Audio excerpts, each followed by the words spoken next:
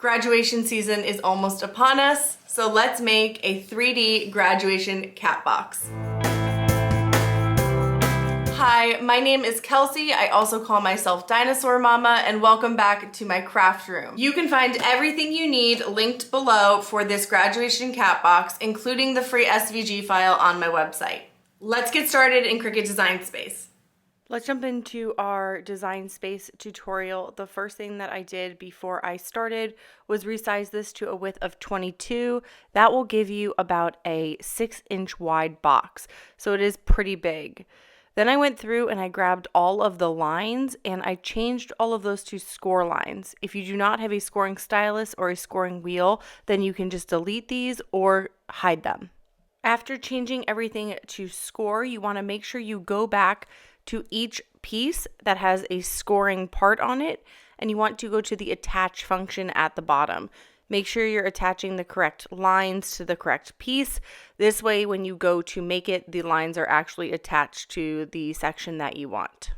If you don't attach your score lines go onto a separate mat, and then they're basically just useless. So this is just a friendly reminder to double check those score lines and make sure they're attached.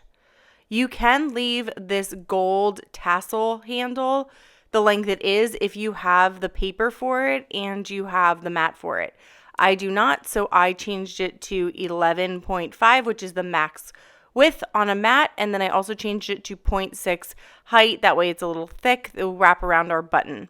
And then you can send everything over to your mat and rearrange as you need to make things fit so you're not wasting as much paper.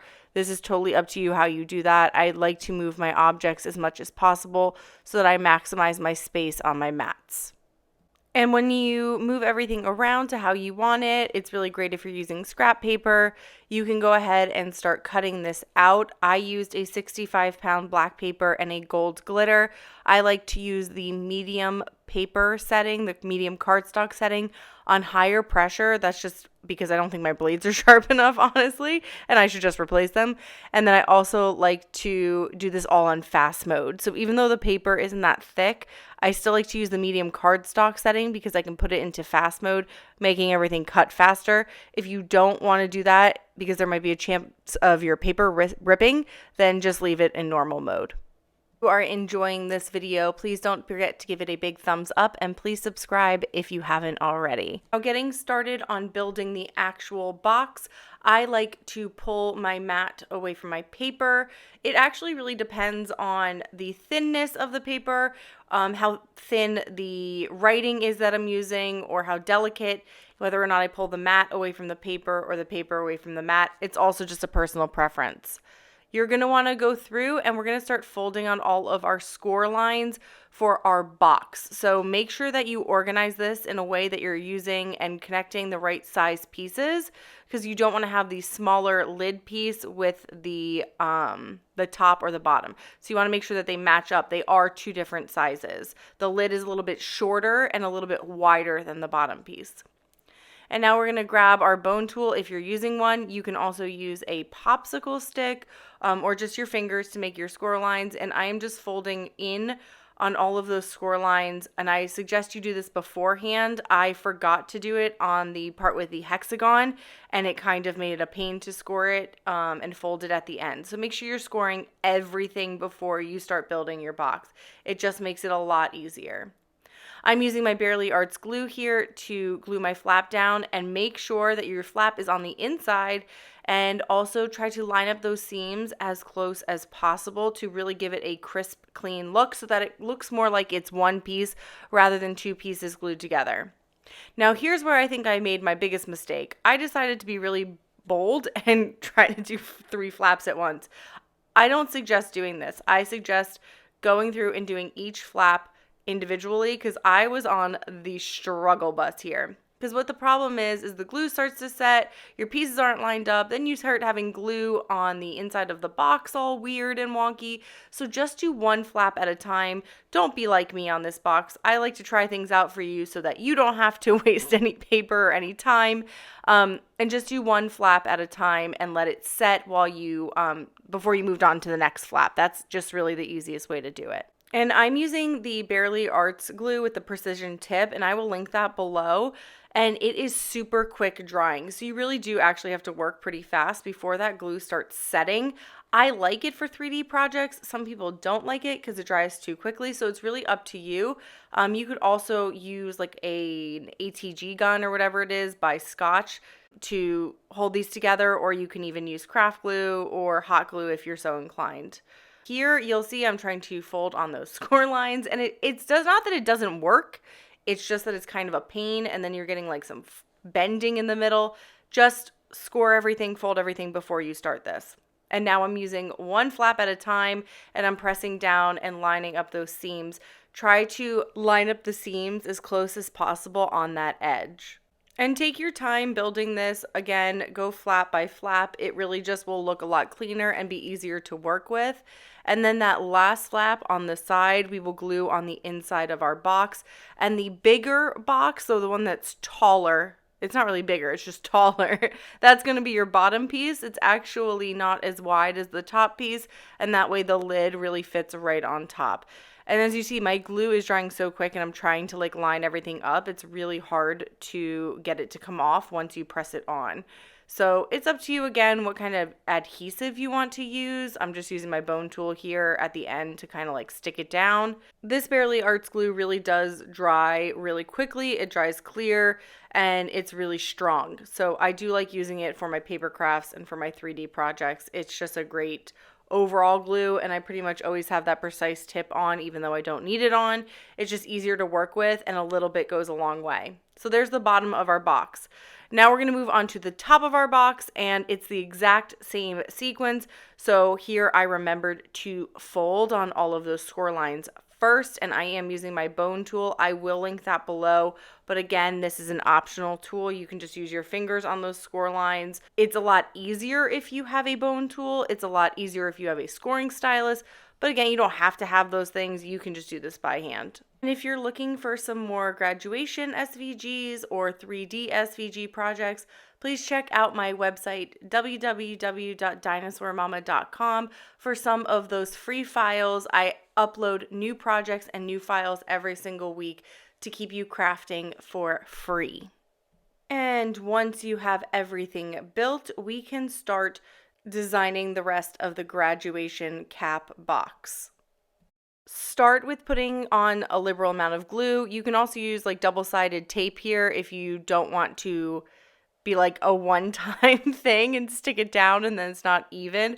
But really take your time making sure that the hexagon box top, make sure you're using the top as well, the bigger piece, and make sure it's centered to that square that we cut out. So I kind of rotated mine around and kept moving it up and down, left and right, as I went around and around and around in circles. And that way I knew it was nice and centered. And so when you put the top back on, it doesn't look like kind of off-sided and wonky. So make sure you're pressing down if you're using glue so that it is securing to the top.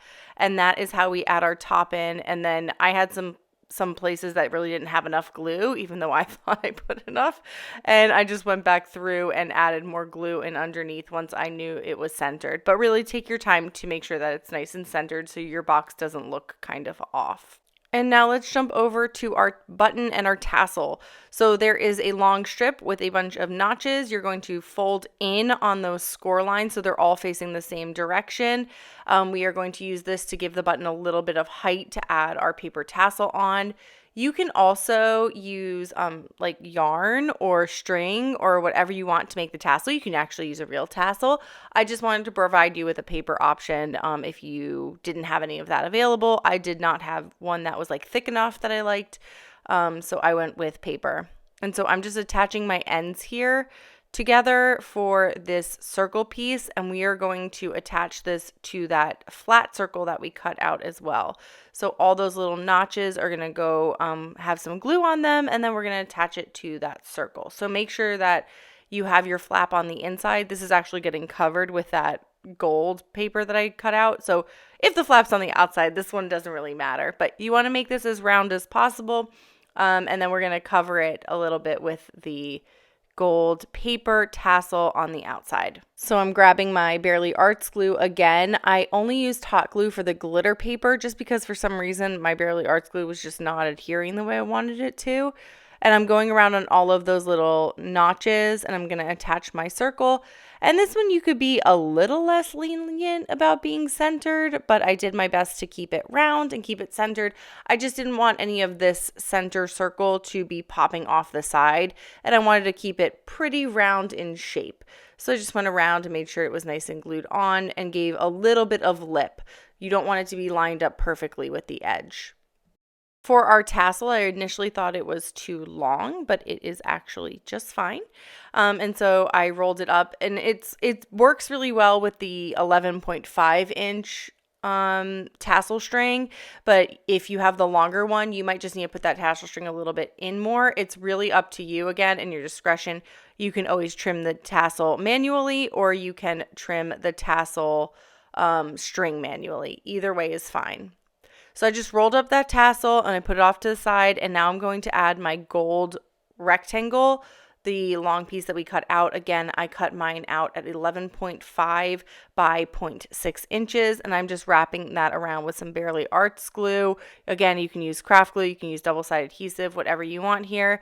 And I'm only wrapping it once, and then once they meet, I'm leaving it hanging off that side. And now I gave it a slight twist down, like I kind of folded it down, but not really. You don't really have to do too much here. You just want it to kind of lay flat on top of your hat. And honestly, the tassel will weigh it down enough where you probably won't have a problem with it laying flat. And I'm just going back, making sure it's glued down nicely onto that button. And now I'm going to grab my hot glue and heat that up. So you'll see I'm attaching my tassel to the end here. I have not attached my button to the hat yet.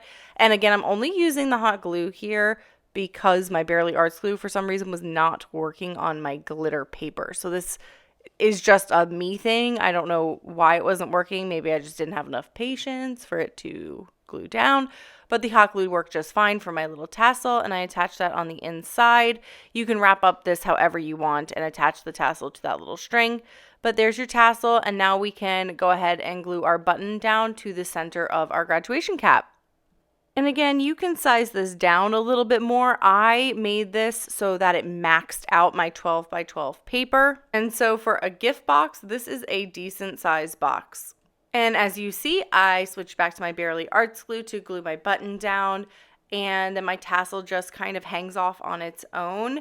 You can, again, modify this, add on a name, a year of graduation, a school. You can make it super cute on the top. You can remove the button, whatever you want to do, but it's a super cute graduation gift box. And you can grab this and a bunch of other SVGs for free over on my website, which I will definitely be linking below for you. Thank you so much for joining me as we made this graduation cap box. If you have any questions, comments, or you're looking for a different craft, please drop that below in the comments, and I'm happy to work on something for you or answer any of the questions you might have. If you enjoyed making this craft, don't forget to give this video a thumbs up. It helps me so much. And please subscribe if you'd like to keep up with new tutorials and tutorials for SVG files every single week. Stay crafty!